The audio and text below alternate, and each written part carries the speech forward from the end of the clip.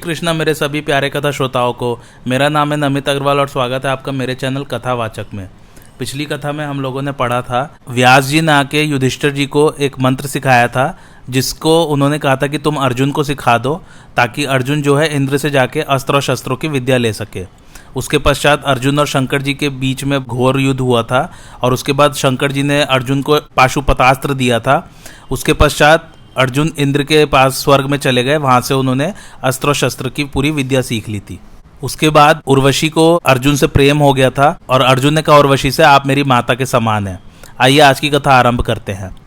अर्जुन की बात सुनकर उर्वशी क्रोध के मारे कांपने लगी। उसने भौहें टेढ़ी करके अर्जुन को शाप दिया, अर्जुन, मैं तुम्हारे पिता इंद्र की आज्ञा से कामातुर होकर तुम्हारे पास आई हूँ, फिर भी तुम मेरी इच्छा पूर्ण नहीं कर रहे हो। इसलिए जाओ, तुम्हें स्त्रियों में नर्तक होकर रहना पड़ेगा और सम्मान रहित होकर तुम नपुंसक के नाम से प्रसिद्ध होगे। उस समय उर्वशी के होठ फड़क रहे थे, सांसें लंबी चल रही थी। वह अपने निवास स्थान पर लौट गई। अर्जुन शीघ्रता से चित्रसेन के पास गए और उर्वशी ने जो कुछ कहा था वह सब कह सुनाया। चित्रसेन ने सारी बातें इंद्र से कही। इंद्र ने अर्जुन को एकांत में बुलाकर बहुत कुछ समझाया बुझाया और तनिक हंसते हुए कहा, प्रिय अर्जुन, तुम्हारे जैसा पुत्र पाकर कुंती सचमुच पुत्रवती हुई। तुमने अपने धैर्य से ऋषियों को भी जीत लिया। उर्वशी ने तुम्हें जो श्राप दिया है उससे तुम्हारा बहुत काम बनेगा। जिस समय तुम 13वें वर्ष में गुप्तवास करोगे उस समय तुम नपुंसक के रूप में 1 वर्ष तक छिपकर यह श्राप भोगोगे, फिर तुम्हें पुरुषत्व की प्राप्ति हो जाएगी। अर्जुन बहुत प्रसन्न हुए, उनकी चिंता मिट गई।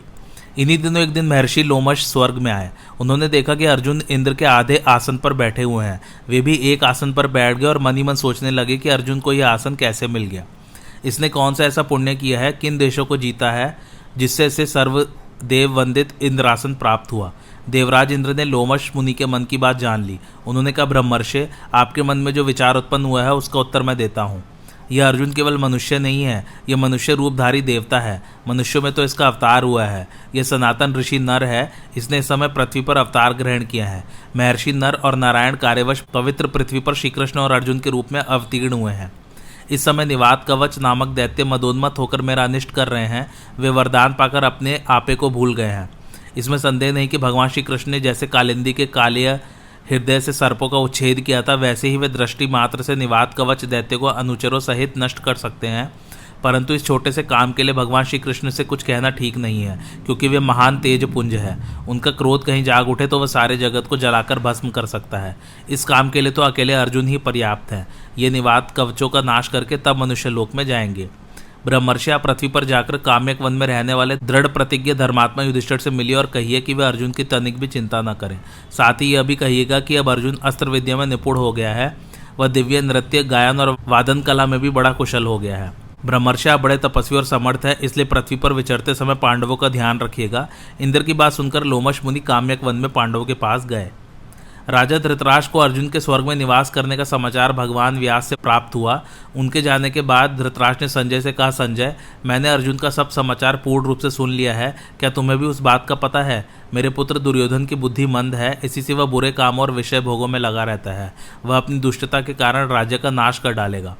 संजय ने कहा, राजन, आप सब कुछ कर सकते हैं, परंतु स्नेहवश आपने अपने पुत्र को बुरे कामों से रोका नहीं, उपेक्षा करते रहे। उसी का भयंकर फल आपके सामने आने वाला है। जिस समय वे सब हम लोगों पर चढ़ाई करेंगे उस समय कौन उनका सामना करेगा। उन दिनों पांडव काम्यक वन में निवास कर रहे थे। वे राज्य के नाश और अर्जुन के वियोग से बड़े ही दुखी हो रहे थे। एक दिन की बात है, पांडव और द्रौपदी इसी संबंध में कुछ चर्चा कर रहे थे। भगवान श्री कृष्ण हमारे सहायक और रक्षक हैं। हमारे मन में कौरवों को पीस डालने के लिए बार बार क्रोध उठता है, परंतु हम आपके कारण उसे पीकर रह जाते हैं। इसलिए यदि आप मुझे आज्ञा दे तो मैं आग की तरफ भबककर वहां जाऊं। युधिष्ठिर ने उन्हें शांत करते हुए कहा, मेरे बलशाली भैया, 13 वर्ष पूरे हो जाने दो, फिर तुम और अर्जुन दोनों मिलकर दुर्योधन का नाश करना। धर्मराज युधिष्ठिर इस प्रकार भीमसेन को समझा ही रहे थे कि महर्षि बृहदश्व उनके आश्रम में आते हुए दिख पड़े। महर्षि बृहदश्व को आते देखकर धर्मराज युधिष्ठिर आगे जाकर शास्त्र विधि के अनुसार उनकी पूजा की, आसन पर बिठाया। उनके विश्राम कर लेने पर युधिष्ठिर उनसे अपना वृतांत कहने लगे। महर्षि, आप ही बतलाइए कि इस पृथ्वी पर मुझसा भाग्यहीन राजा और कौन है? क्या आपने मेरे जैसा दुखी और कहीं देखा है, सुना है? महर्षि बृहदश्व ने कहा, धर्मराज, आपका यह कहना ठीक नहीं है कि मुझसा दुखी राजा और कोई नहीं हुआ, क्योंकि मैं तुमसे भी अधिक दुखी और मंद भाग्य राजा का वृतांत जानता हूँ। तुम्हारी इच्छा हो तो मैं सुनाऊं। धर्मराज युधिष्ठिर के आग्रह करने पर महर्षि बृहदश्व ने कहना प्रारंभ किया। धर्मराज, निषद देश में वीरसेन के पुत्र नल नाम के एक राजा हो चुके हैं। वे बड़े गुणवान, परम सुंदर, सत्यवादी, जितेंद्रिय, सबके प्रिय, वेदज्ञ एवं ब्राह्मण भक्त थे। उनकी सेना बहुत बड़ी थी। वे स्वयं अस्त्र विद्या में बहुत निपुण थे। उन्हें जुआ खेलने का भी कुछ कुछ शौक था। उन्हीं दिनों विदर्भ देश में भीमक नाम के एक राजा राज्य करते थे। वे भी नल के समान ही सर्वगुण संपन्न और पराक्रमी थे। उन्होंने दमन ऋषि को प्रसन्न करके उनके वरदान से 4 संतानें प्राप्त की थी, 3 पुत्र और 1 कन्या। पुत्रों के नाम थे दम, दांत और दमन। पुत्री का नाम था दमयंती।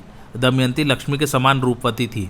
उसके नेत्र विशाल थे। देवताओं और यक्षों में भी वैसी ही सुंदरी कन्या कहीं देखने में नहीं आती थी। उन दिनों कितने ही लोग विदर्भ से निषद देश में आते और राजा नल के सामने दमयंती के रूप और गुण का बखान करते। निषद देश से विदर्भ में जाने वाले भी दमयंती के सामने राजा नल के रूप, गुण और पवित्र चरित्र का वर्णन करते। इससे दोनों के हृदय में पारस्परिक अनुराग अंकुरित हो गया। एक दिन राजा नल ने अपने महल के उद्यान में कुछ हंसों को देखा। उन्होंने एक हंस को पकड़ लिया।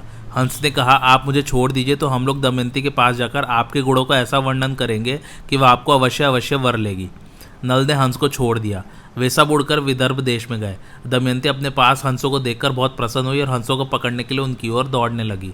दमयंती जिस हंस को पकड़ने के लिए दौड़ती वही बोल उठता कि अरे दमयंती, निषद देश में एक नल नाम का राजा कुमार के समान सुंदर है। मनुष्य में उसके समान सुंदर और कोई नहीं है। वह मानव मूर्तिमान कामदेव है। यदि तुम उसकी पत्नी हो जाओ तो तुम्हारा जन्म और रूप दोनों सफल हो जाएं। हम लोगों ने देवता, गंधर्व, मनुष्य, सर्प और राक्षसों को घूम घूम कर देखा है। नल के समान सुंदर पुरुष कहीं देखने में नहीं आया है। जैसे तुम स्त्रियों में रत्न हो, वैसे ही नल पुरुषों में भूषण है। तुम दोनों की जोड़ी बहुत ही सुंदर होगी। दमयंती ने कहा, हंस, तुम नल से भी ऐसी ही बात कहना। हंस ने निषद देश में लौटकर नल से दमयंती का संदेश कह दिया। दमयंती हंस के मुंह से राजा नल की कीर्ति सुनकर उनसे प्रेम करने लगी। उसकी आसक्ति इतनी बढ़ गई कि वह रात दिन उनका ही ध्यान करती रहती। शरीर धूमिल और दुबला हो गया। वह दीन सी दिखने लगी। सखियों ने दमयंती के हृदय का भाव ताड़कर विदर्भ राज से निवेदन किया कि आपकी पुत्री अस्वस्थ हो गई है। राजा भीमक ने अपनी पुत्री के संबंध में बड़ा विचार किया। अंत में वह इस निर्णय पर पहुंचा कि मेरी पुत्री विवाह योग्य हो गई है, इसलिए इसका स्वयंवर कर देना चाहिए। उन्होंने सब राजाओं को स्वयंवर का निमंत्रण पत्र भेज दिया और सूचित कर दिया कि राजाओं को दमयंती के स्वयंवर में पधारकर लाभ उठाना चाहिए और मेरा मनोरथ पूर्ण करना चाहिए। देश देश के नरपति हाथी, घोड़े और रथों की ध्वनि से पृथ्वी को मुखरित करते हुए सज धज कर विदर्भ देश में पहुंचने लगे। भीमक ने सबके स्वागत सत्कार की समुचित व्यवस्था की। देवर्षि नारद और पर्वत के द्वारा देवताओं को भी दमयंती के स्वयंवर का समाचार मिल गया। इंद्र आदि सभी लोकपाल भी अपनी मंडली और वाहनों सहित विदर्भ देश के लिए रवाना हुए। राजा नल का चित्त पहले से ही दमयंती पर आसक्त हो चुका था।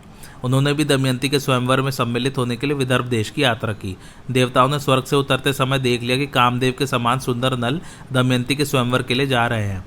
नल की सूर्य के समान कांति और लोकोत्तर रूप संपत्ति से देवता भी चकित हो गए। उन्होंने पहचान लिया कि ये नल है। उन्होंने अपने विमानों को आकाश में खड़ा कर दिया और नीचे उतरकर नल से कहा, राजेंद्र नल, आप बड़े सत्यव्रती हैं। आप हम लोगों की सहायता करने के लिए दूत बन जाइए। नल ने प्रतिज्ञा कर ली और कहा कि करूँगा। फिर पूछा कि आप लोग कौन और मुझे दूत बनाकर कौन सा काम लेना चाहते हैं। इंद्र ने कहा, हम लोग देवता हैं। मैं इंद्र हूँ और ये अग्नि, वरुण और यम है। हम लोग दमयंती के लिए यहाँ आए हैं। आप हमारे दूत बनकर दमयंती के पास जाइए और कहिए कि इंद्र, वरुण, अग्नि और यम देवता तुम्हारे पास आकर तुमसे विवाह करना चाहते हैं। इनमें से तुम चाहे जिस देवता को पति के रूप में स्वीकार कर लो। नल ने दोनों हाथ जोड़कर कहा कि देवराज, वहाँ आप लोगों की और मेरे जाने का एक ही प्रयोजन है, इसलिए आप मुझे दूत बनाकर वहाँ भेजें। यह उचित नहीं है। जिसकी किसी स्त्री को पत्नी के रूप में पाने की इच्छा हो चुकी हो, वह भला उसको कैसे छोड़ सकता है और उसके पास जाकर ऐसी बात कह ही कैसे सकता है। आप लोग कृपया इस विषय में मुझे क्षमा कीजिए। देवताओं ने कहा, नल, तुम पहले हम लोगों से प्रतिज्ञा कर चुके हो कि मैं तुम्हारा काम करूंगा। अब प्रतिज्ञा मत तोड़ो। अविलंब वहाँ चले जाओ। नल ने कहा, राजमहल में निरंतर कड़ा पहरा रहता है, मैं कैसे जा सकूंगा। इंद्र ने कहा, जाओ, तुम वहाँ जा सकोगे। इंद्र के आगे से नल ने राजमहल में बेरोक टोक प्रवेश करके दमयंती को देखा। दमयंती और सखिया भी उसे देखकर अवाक रह गई। वे इस अनुपम सुंदर पुरुष को देखकर मुग्ध हो गई और लज्जित होकर कुछ बोल न सकी। दमयंती ने अपने को संभालकर राजा नल से कहा, वीर, तुम देखने में बड़े सुंदर और निर्दोष जान पड़ते हो। पहले अपना परिचय बताओ। तुम यहाँ किस उद्देश्य से आए हो और यहाँ आते समय द्वारपालों ने तुम्हें देखा क्यों नहीं। उनसे तनिक भी चूक हो जाने पर मेरे पिता उन्हें बड़ा कड़ा दंड देते हैं। नल ने कहा, कल्याणी, मैं नल हूँ, लोकपालों का दूत बनकर तुम्हारे पास आया हूँ। सुंदरी, इंद्र, अग्नि, वरुण और यम, ये चारों देवता तुम्हारे साथ विवाह करना चाहते हैं। तुम इनमें से किसी एक देवता को अपने पति के रूप में वर्ण कर लो। यही संदेश लेकर मैं तुम्हारे पास आया हूँ। उन देवताओं के प्रभाव से ही जब मैं तुम्हारे महल में प्रवेश करने लगा तब मुझे कोई देख नहीं सका। मैंने देवताओं का संदेश कह दिया। अब तुम्हारी जो इच्छा हो करो। दमयंती ने सभी देवताओं को प्रणाम करके मंद मंद मुस्कुराकर नल से कहा, नरेंद्र, आप मुझे प्रेम दृष्टि से देखिए और आज्ञा कीजिए कि मैं यथाशक्ति आपकी क्या सेवा करूं। मेरे स्वामी, मैंने अपना सर्वस्व और अपने आप को भी आपके चरणों में सौंप दिया है। आप मुझ पर विश्वासपूर्ण प्रेम कीजिए। जिस दिन से मैंने हंसों की बात सुनी उसी दिन से मैं आपके लिए व्याकुल हूँ। आपके लिए ही मैंने राजाओं की भीड़ इकट्ठी की है। यदि आप मुझ दासी की प्रार्थना अस्वीकार कर देंगे तो मैं विष खाकर, आग में जलकर, पानी में डूबकर या फांसी लगाकर आपके लिए मर जाऊंगी। राजा नल ने कहा, जब बड़े बड़े लोकपाल तुम्हारे प्रणय संबंधी के प्रार्थी हैं तब तुम मुझ मनुष्य को क्यों चाह रही हो? तुम अपना मन उन्हीं में लगाओ। देवताओं का अप्रिय करने से मनुष्य की मृत्यु हो जाती है। तुम मेरी रक्षा करो और उनको वरण कर लो। नल की बात सुनकर दमयंती घबरा गई। उसके दोनों नेत्रों में आंसू छलक आए। वह कहने लगी, मैं सब देवताओं को प्रणाम करके आपको ही पति रूप में वरण कर रही हूँ। यह मैं सत्य शपथ खा रही हूँ। उस समय दमयंती का शरीर कांप रहा था, हाथ जुड़े हुए थे। राजा नल ने कहा, अच्छा तुम अब ऐसा ही करो, परंतु यह तो बतलाओ कि मैं यहाँ उनका दूत बनकर संदेश पहुँचाने के लिए आया हूँ। यदि इस समय मैं अपना स्वार्थ बनाने लगूँ तो कितनी बुरी बात है। मैं अपना स्वार्थ तो तभी बना सकता हूँ यदि वह धर्म के विरुद्ध ना हो। तुम्हें भी ऐसा ही करना चाहिए। दमयंती ने गदगद कंठ से कहा, नरेश्वर, इसके लिए एक निर्दोष उपाय है। उसके अनुसार काम करने पर आपको कोई दोष नहीं लगेगा। वह उपाय यह है कि आप लोकपालों के साथ स्वयंवर मंडप में आवें। मैं उनके सामने ही आपको वरण कर लूंगी, तब आपको दोष नहीं लगेगा। अब राजा नल देवताओं के पास आए। देवताओं के पूछने पर उन्होंने सब बातें कह दी। राजा भीमक ने शुभ मुहूर्त में स्वयंवर का समय रखा और लोगों को बुलवा भेजा। सब राजा अपने अपने निवास स्थान से आकर स्वयंवर मंडप में यथास्थान बैठने लगे। राजाओं का परिचय दिया जाने लगा। दमयंती एक एक को देखकर आगे बढ़ने लगी। आगे एक ही स्थान पर नल के समान आकार और वेशभूषा के 5 राजा इकट्ठे ही बैठे हुए थे। दमयंती को संदेह हो गया। वह राजा नल को नहीं पहचान सकी। वह जिसकी ओर देखती वही नल जान पड़ता। इसलिए विचार करने लगी कि मैं देवताओं को कैसे पहचानूं और ये राजा नल है, यह कैसे जानूं। उसे बड़ा दुख हुआ। अंत में दमयंती ने यही निश्चय किया कि देवताओं की शरण में जाना ही उचित है। हाथ जोड़कर प्रणाम पूर्वक स्तुति करने लगी। देवताओं, हंसों के मुंह से नल का वर्णन सुनकर मैंने उन्हें पति रूप से वर्ण कर लिया है। मैं मन से और वाणी से नल के अतिरिक्त और किसी को नहीं चाहती। देवताओं ने नल को ही मेरा पति बना दिया है तथा मैंने नल की आराधना के लिए ही यह व्रत प्रारंभ किया है। मेरी सत्य शपथ के बल पर देवता लोग मुझे उन्हें ही दिखला दें। ऐश्वर्यशाली लोकपालों, आप लोग अपना रूप प्रकट कर दें, जिससे मैं पुण्य श्लोक नरपति तल को पहचान लूँ। देवताओं ने दमयंती का यह आर्त विलाप सुना। उसके दृढ़ निश्चय, सच्चे प्रेम, आत्मशुद्धि, बुद्धि, भक्ति और नल परायणता को देखकर उन्होंने उसे ऐसी शक्ति दे दी जिससे वह देवता और मनुष्य का भेद समझ सके। दमयंती ने देखा कि देवताओं के शरीर पर पसीना नहीं है, पलकें गिरती नहीं है, माला कुम्हलाई नहीं है, शरीर पर मैल नहीं है, स्थिर है परंतु धरती नहीं छूते। इधर नल के शरीर की छाया पड़ रही है, माला कुम्हला गई है, शरीर पर कुछ धूल और पसीना भी है, पलकें बराबर गिर रही हैं और धरती छूकर स्थित है। दमयंती ने इन लक्षणों से देवता और पुण्य श्लोक नल को पहचान लिया। फिर धर्म के अनुसार नल को वरण कर लिया। दमयंती ने कुछ सकुचाकर घूंघट काट लिया और नल के गले में वरमाला डाल दी। राजा नल ने दमयंती का अभिनंदन किया। उन्होंने कहा, कल्याणी, तुमने देवताओं के सामने रहने पर भी उन्हें वरण न करके मुझे वरण किया है, इसलिए तुम मुझको प्रेम परायण पति समझना। मैं तुम्हारी बात मानूंगा। जब तक मेरे शरीर में प्राण रहेंगे तब तक मैं तुमसे प्रेम करूंगा। यह मैं तुमसे शपथ पूर्वक सत्य कहता हूँ। दोनों ने प्रेम से एक दूसरे का अभिनंदन करके इंद्रादि देवताओं की शरण ग्रहण की। देवता भी बहुत प्रसन्न हुए। उन्होंने नल को 8 वर दिए। इंद्र ने कहा, नल, तुम्हें यज्ञ में मेरा दर्शन होगा और उत्तम गति मिलेगी। अग्नि ने कहा, जहाँ तुम मेरा स्मरण करोगे वहीं मैं प्रकट हो जाऊंगा और मेरे ही समान प्रकाशमय लोक तुम्हें प्राप्त होंगे। यमराज ने कहा, तुम्हारी बनाई हुई रसोई बहुत मीठी होगी और तुम अपने धर्म में दृढ़ रहोगे। वरुण ने कहा, जहाँ तुम चाहोगे वहीं जल प्रकट हो जाएगा। तुम्हारी माला उत्तम गंध से परिपूर्ण रहेगी। इस प्रकार 2-2 वर देकर सब देवता अपने अपने लोक में चले गए। निमंत्रित राजा लोग भी विदा हो गए। भीमक ने प्रसन्न होकर दमयंती का नल के साथ विधि पूर्वक विवाह कर दिया। राजा नल कुछ दिनों तक विदर्भ देश की राजधानी कुंडिनपुर में रहे। तदंतर भीम की अनुमति प्राप्त करके वे अपनी पत्नी दमयंती के साथ अपनी राजधानी में लौट आए। राजा नल अपनी राजधानी में धर्म के अनुसार प्रजा का पालन करने लगे।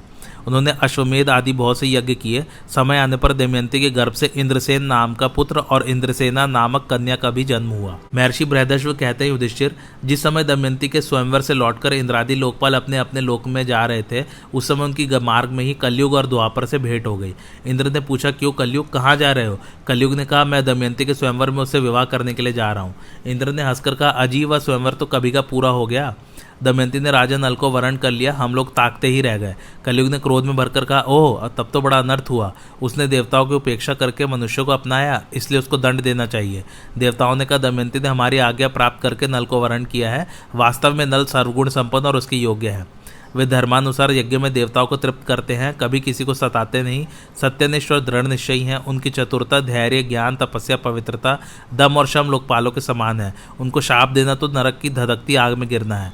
यह कहकर देवता लोग चले गए। अब कलयुग ने द्वापर से कहा, भाई मैं अपने क्रोध को शांत नहीं कर सकता, इसलिए मैं नल के शरीर में निवास करूंगा, मैं उसे राज्यच्युत कर दूंगा, तब वह दमयंती के साथ नहीं रह सकेगा। इसलिए तुम भी जुए के पासों में प्रवेश करके मेरी सहायता करना। द्वापर ने उसकी बात स्वीकार कर ली।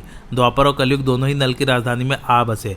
12 वर्ष तक वे इस बात की प्रतीक्षा में रहे कि नल में कोई दोष दिख जाए। एक दिन राजा नल संध्या के समय लघु शंका से निवृत्त होकर पैर धोए बिना ही आचमन करके संध्या वंदन करने बैठ गए। यह अपवित्र अवस्था देखकर कलयुग उनके शरीर में प्रवेश कर गया। साथ ही दूसरा रूप धारण करके वह पुष्कर के पास गया और बोला, तुम नल के साथ जुआ खेलो और मेरी सहायता से जुए में राजा नल को जीतकर निषद देश का राज्य प्राप्त कर लो। पुष्कर उसकी बात स्वीकार करके नल के पास गया। द्वापर भी पासों का रूप धारण करके उनके साथ हो लिया। जब पुष्कर ने राजा नल से बार बार जुआ खेलने का आग्रह किया, तब राजा नल दमयंती के सामने अपने भाई की बार बार की ललकार को सह न सके। उन्होंने उसी समय पासे खेलने का निश्चय कर लिया। उस समय नल के शरीर में कलयुग घुसा हुआ था, इसलिए राजा नल दांव में सोना, चांदी, रथ, वाहन आदि जो कुछ लगाते वह हार जाते। प्रजा और मंत्रियों ने बड़ी व्याकुलता के साथ राजा नल से मिलकर जुए को रोकना चाहा और आकर फाटक के सामने खड़े हो गए। उनका अभिप्राय जानकर द्वारपाल रानी दमयंती के पास गया और बोला कि आप महाराज से निवेदन कर दीजिए, आप धर्म और अर्थ के तत्वज्ञ हैं। आपकी सारी प्रजा आपका दुख सहन न होने के कारण कार्यवश दरवाजे पर आकर खड़ी है। दमयंती स्वयं दुख के मारे दुर्बल और अचेत हुई जा रही थी। उसने आंखों में आंसू भरकर गदगद कंठ से महाराज के सामने निवेदन किया, स्वामी, नगर की राजभक्त प्रजा और मंत्रिमंडल के लोग आपसे मिलने आए हैं और ड्योढ़ी पर खड़े हैं, आप उनसे मिल लीजिए। परंतु नल कलयुग का आवेश होने के कारण कुछ भी नहीं बोले। मंत्रिमंडल और प्रजा के लोग शोकग्रस्त होकर लौट गए। पुष्कर और नल में कई महीनों तक जुआ होता रहा तथा राजा नल बराबर हारते गए। राजा नल जुए में जो पासे फेंकते वे बराबर ही उनके प्रतिकूल पड़ते। सारा धन हाथ से निकल गया। जब दमयंती को इस बात का पता चला, तब उसने बृहदसेना नाम की धाय के द्वारा राजा नल के सारथी वार्ष्णेय को बुलवाया और उसे कहा, सारथी, तुम राजा के प्रेम पात्र हो। अब यह बात तुमसे छिपी नहीं है कि महाराज बड़े संकट में है, इसलिए तुम घोड़ों को रथ में जोड़ लो और मेरे दोनों बच्चों को रथ में बैठाकर कुंडिन नगर में ले जाओ। तुम रथ और घोड़ों को भी वहीं छोड़ देना। तुम्हारी इच्छा हो तो वहीं रहना, नहीं तो कहीं दूसरी जगह चले आना। सारथी ने दमयंती के कथनानुसार मंत्रियों से सलाह करके बच्चों को कुंडिनपुर में पहुंचा दिया। रथ और घोड़े भी वहीं छोड़ दिए। वहां से पैदल ही चलकर वह अयोध्या जा पहुंचा और वहीं ऋतुपर्ण राजा के पास सारथी का काम करने लगा। वार्ष्णेय सारथी के चले जाने के बाद पुष्कर ने पासों के खेल में राजा नल का राज्य और धन ले लिया। उसने नल को संबोधन करके हंसते हुए कहा, और जुआ खेलोगे? परंतु तुम्हारे पास दांव पर लगाने के लिए तो कुछ है ही नहीं। यदि तुम दमयंती को दांव पर लगाने योग्य समझो तो फिर खेल हो। नल का हृदय फटने लगा। वे पुष्कर से कुछ भी नहीं बोले। उन्होंने अपने शरीर से सब वस्त्राभूषण उतार दिए और केवल एक वस्त्र पहने नगर से बाहर निकले। दमयंती ने भी केवल एक साड़ी पहनकर अपने पति का अनुगमन किया। नल के मित्र और संबंधियों को बड़ा शोक हुआ। नल और दमयंती दोनों नगर के बाहर 3 रात तक रहे। पुष्कर ने नगर में ढिंडोरा पिटवा दिया कि जो मनुष्य नल के प्रति सहानुभूति प्रकट करेगा उसको फांसी की सजा दी जाएगी। भय के मारे नगर के लोग अपने राजा नल का सत्कार तक न कर सके। राजा नल 3 दिन रात तक अपने नगर के पास केवल पानी पीकर रहे।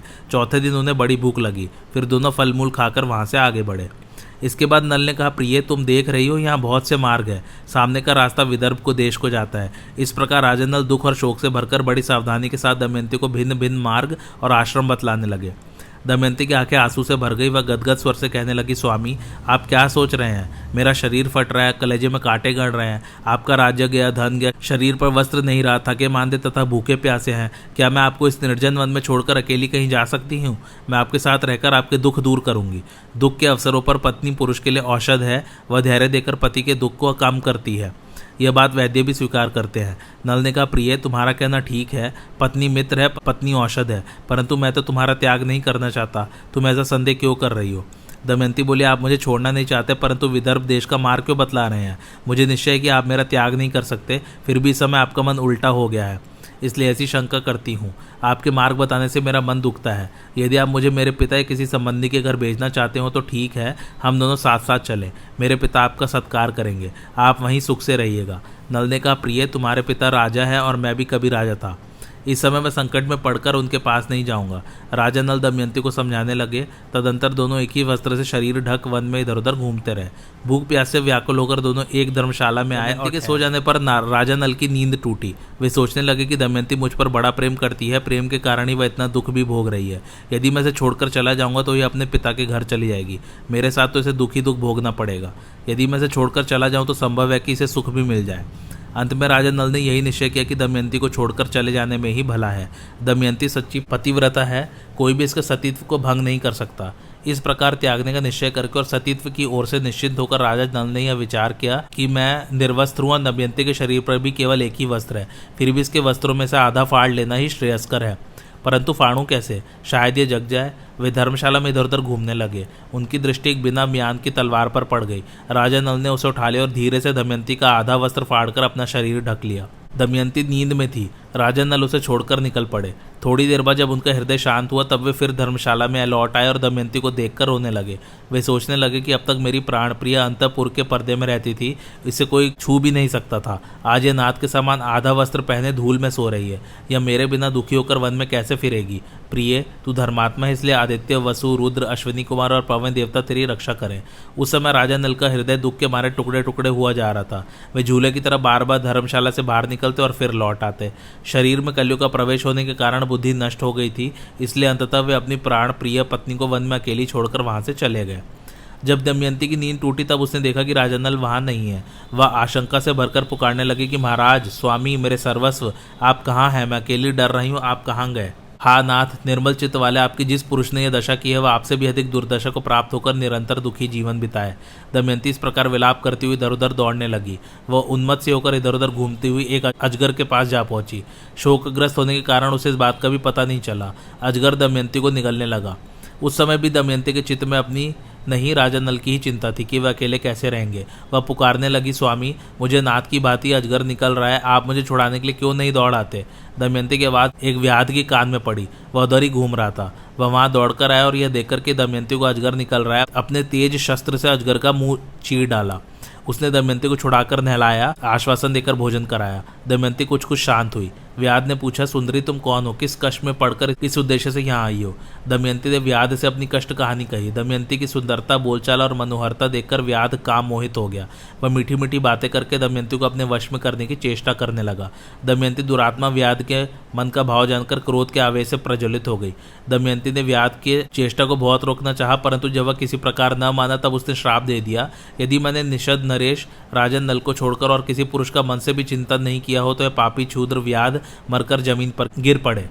दमयंती के मुंह से ऐसी बात निकलते ही व्याध के प्राण पखेरु उड़ गए। वह जल हुए ठूठ की तरह पृथ्वी पर गिर पड़ा। व्याध के मर जाने पर दमयंती राजा नल को ढूंढती हुई एक निर्जन और भयंकर वन में जा पहुंची।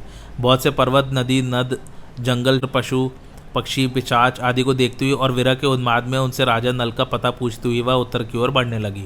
3 दिन 3 रात बीत जाने के बाद दमयंती ने देखा कि सामने एक बड़ा सुंदर तपोवन है। उस आश्रम में वशिष्ठ, भृगु और अत्रि के समान मितभोजी, संयमी, पवित्र, जितेंद्रिय और तपस्वी ऋषि निवास कर रहे हैं। दमयंती को कुछ धैर्य मिला। उसने आश्रम में जाकर बड़ी नम्रता के साथ तपस्वी ऋषियों को प्रणाम किया और हाथ जोड़कर खड़ी हो गई। ऋषियों ने स्वागत है कहकर दमयंती का सत्कार किया और बोले, बैठ जाओ, हम तुम्हारा क्या काम करें? दमयंती ने अपनी सारी व्यथा कह सुनाई। तपस्वी ने कहा, कल्याणी, हम अपनी तप शुद्धि से देख रहे हैं कि तुम्हें आगे बहुत सुख मिलेगा और थोड़े दिनों में राजा नल का दर्शन होगा। धर्मात्मा निषद नरेश थोड़े ही दिनों में समस्त दुखों से छूटकर संपत्तिशाली निषद देश पर राज्य करेंगे। उनके शत्रु भयभीत होंगे, मित्र सुखी होंगे और कुटुंबी उन्हें अपने बीच में पाकर आनंदित होंगे। इस प्रकार कहकर वे सब तपस्वी अपने आश्रम के साथ अंतर्धान हो गए। यह आश्चर्य की घटना देखकर दमयंती विस्मित हो गई। वह सोचने लगी कि अहो, मैंने यह स्वप्न देखा है क्या? यह कैसी घटना हो गई? वे तपस्वी, आश्रम, पवित्र सलिल नदी, फल फूलों से लदे हरे भरे वृक्ष कहाँ गए? दमयंती फिर उदास हो गई। उसका मुख मुरझा गया। वहां से चलकर विलाप करती हुई दमयंती एक अशोक वृक्ष के पास पहुंची। उसकी आंखों से झरझर आंसू झर रहे थे। उसने अशोक वृक्ष से गदगद स्वर में कहा, शोक रहित अशोक, तू मेरा शोक मिटा दे। क्या कहीं तूने राजा नल को शोक रहित देखा है? अशोक, तू अपने शोक नाशक नाम को सार्थक कर। दमयंती ने अशोक का प्रदक्षिणा की और वह आगे बढ़ी। अपने पतिदेव को ढूंढती हुई दमयंती बहुत दूर निकल गई। वहां उसने देखा कि बहुत से हाथी, घोड़े और रथों के साथ व्यापारियों का एक झुंड आगे बढ़ रहा है। व्यापारियों के प्रधान से बातचीत करके और यह जानकर कि ये व्यापारी राजा सुबाहु के राज्य चेदी देश में जा रहे, दमयंती उनके साथ हो गई। उसके मन में अपने पति के दर्शन की लालसा बढ़ती ही जा रही थी। कई दिनों तक चलने के बाद वे व्यापारी एक भयंकर वन में पहुंचे। वहाँ एक बड़ा ही सुंदर सरोवर था। लंबी यात्रा करने के कारण सब लोग थक गए थे, इसलिए उन लोगों ने वहीं पड़ाव डाल दिया। दैव व्यापारियों के प्रतिकूल था। रात के समय जंगली हाथी व्यापारियों के हाथियों पर टूट पड़े और उनकी भगदड़ में सबके सब व्यापारी नष्ट भ्रष्ट हो गए। कोलाहल सुनकर दमयंती की नींद टूटी। वह इस महासंहार का दृश्य देखकर बावली सी हो गई। उसने कभी ऐसी घटना नहीं देखी थी। वह डरकर वहां से भाग निकली और जहां कुछ बचे हुए मनुष्य खड़े थे वहां जा पहुंची। तदंतर दमयंती उन वेद पाठी और संयमी ब्राह्मणों के साथ जो उस महासंहार से बच गए थे शरीर पर आधा वस्त्र धारण के चलने लगी और सायकाल के समय चेदी नरेश राजा सुबाहु की राजधानी में जा पहुंची। जिस समय दमयंती राजधानी के राजपथ पर चल रही थी, नागरिकों ने यही समझा कि यह कोई बावली स्त्री है। छोटे छोटे बच्चे उसके पीछे लग गए। दमयंती राजमहल के पास जा पहुंची। उस समय राजमाता राजमहल की खिड़की में बैठी हुई थी। उन्होंने बच्चों से घिरी दमयंती को देखकर धाय से कहा कि अरे देख, तो यह स्त्री बड़ी दुखिया मालूम पड़ती है, अपने लिए कोई आश्रय ढूंढ रही है। बच्चे इसे दुख दे रहे हैं, तू जा इसे मेरे पास ले आ। यह सुंदरी तो इतनी है मानो मेरी महल को भी दमका देगी। धाय ने आगे पालन किया। दमयंती राजमहल में आ गई। राजमाता ने दमयंती का सुंदर शरीर देखकर पूछा, देखने में तो तुम दुखिया जान पड़ती हो, तो भी तुम्हारा शरीर इतना तेजस्वी कैसे है? बताओ तुम कौन हो, किसकी पत्नी हो? असहाय अवस्था में भी किसी से डरती क्यों नहीं हो? दमयंती ने कहा, मैं एक पतिव्रता नारी हूँ। मैं हूँ तो कुलीन, परंतु दासी का काम करती हूँ। अंतपुर में रह चुकी हूँ। मैं कहीं भी रह जाती हूँ। फल मूल खाकर दिन बिता देती हूँ। मेरे पतिदेव बहुत गुणी हैं और मुझसे प्रेम भी बहुत करते हैं। मेरे भाग्य की बात यह है कि वे बिना मेरे किसी अपराध के ही रात के समय मुझे सोती छोड़कर न जाने कहाँ चले गए। मैं रात दिन अपने प्राणपति को ढूंढती और उनके वियोग में जलती रहती हूँ। इतना कहते कहते दमयंती की आंखों में आंसू उमड़ आए। वह रोने लगी। दमयंती के दुख भरे विलाप से राजमाता का जी भर आया। वे कहने लगी, कल्याणी, मेरा तुम पर स्वाभाविक ही प्रेम हो रहा है। तुम मेरे पास रहो, मैं तुम्हारे पति को ढूंढने का प्रबंध करूंगी। जब वे आवे तब तुम उनसे यही मिलना। दमयंती ने कहा, माता जी, मैं एक शर्त पर आपके घर रह सकती हूँ। मैं कभी झूठा नहीं खाऊंगी, किसी के पैर नहीं धोंगी और पर पुरुष के साथ किसी प्रकार भी बातचीत नहीं करूंगी। यदि कोई पुरुष मुझसे दुचेष्टा करे तो उसे दंड देना होगा। बार बार ऐसा करने पर उसे प्राणांत दंड भी देना होगा।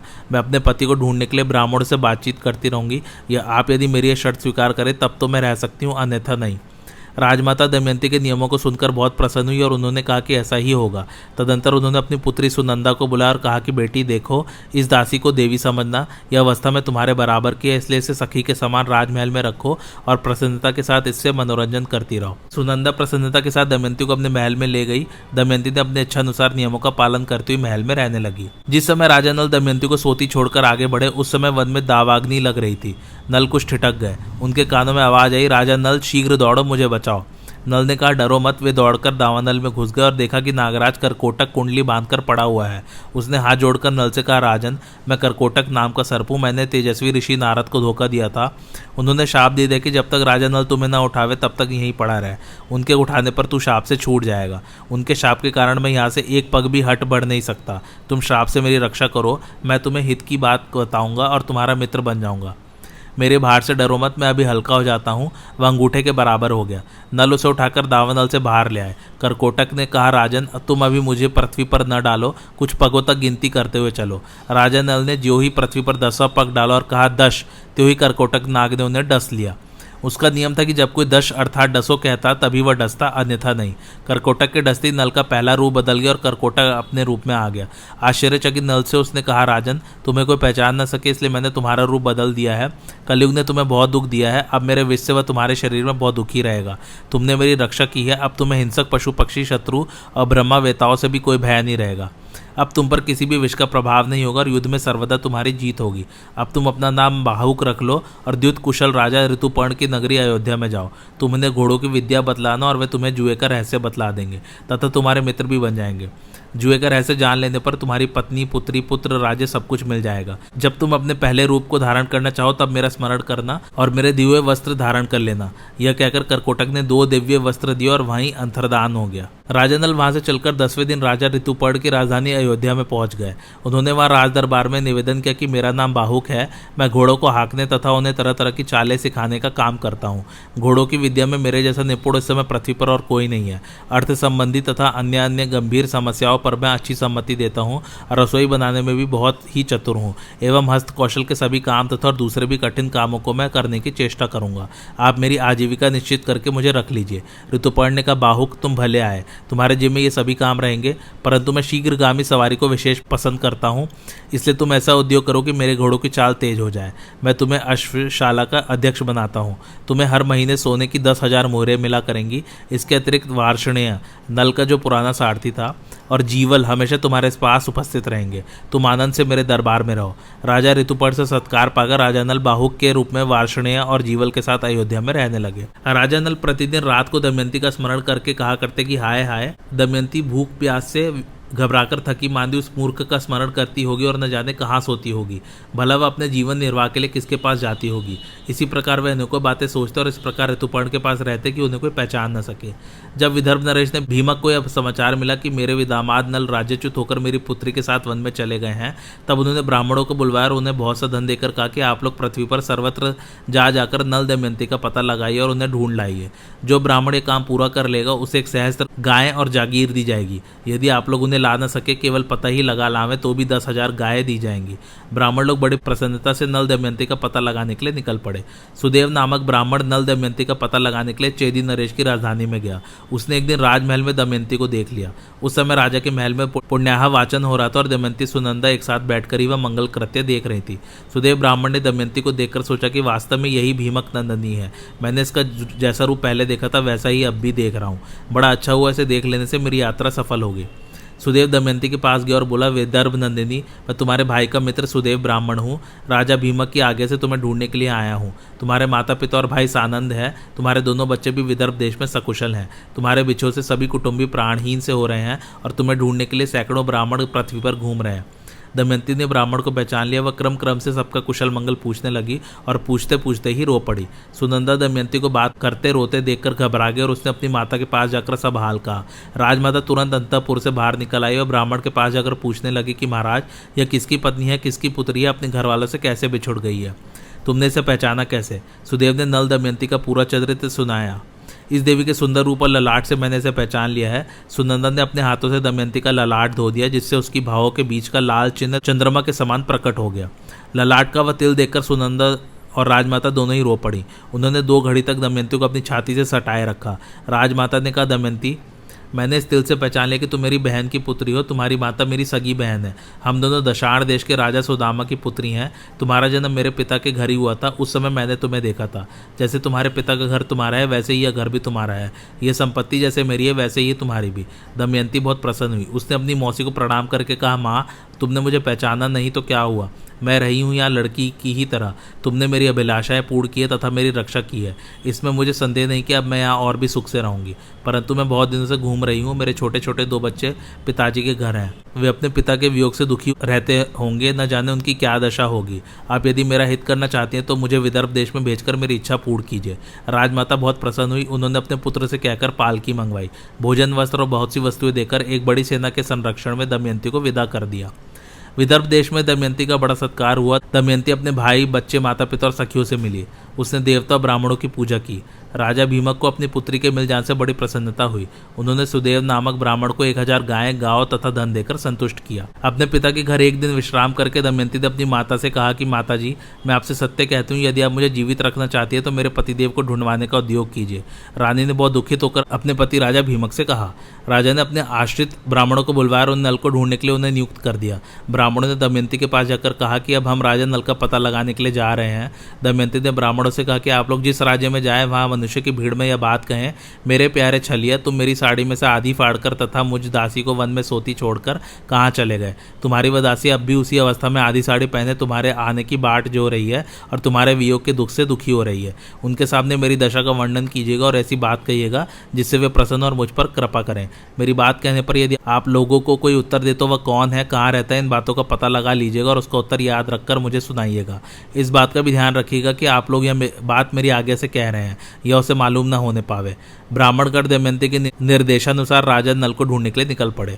बहुत दिनों तक ढूंढने खोजने के बाद पर्णाद नामक ब्राह्मण ने महल में आकर दमयंती से कहा, राजकुमारी, मैं आपके निर्देशानुसार निषद नरेश नल का पता लगाता अयोध्या जा पहुंचा।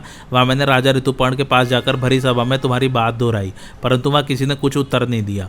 जब मैं चलने लगा तब उसके बाहुक नामक सारथी ने मुझे एकांत में बुलाकर कुछ कहा। देवी, वह सारथी राजा ऋतुपर्ण के घोड़ों को शिक्षा देता है, स्वादिष्ट भोजन बनाता है, परंतु उसके हाथ छोटे और शरीर कुरूप है। आज की कथा यहीं समाप्त होती है। कैसी लगी आप लोगों को मेरी कथा, मुझे कमेंट करके ज़रूर बताइए और मेरे चैनल कथावाचक को लाइक, शेयर और सब्सक्राइब ज़रूर कीजिए। Thanks for watching. धन्यवाद।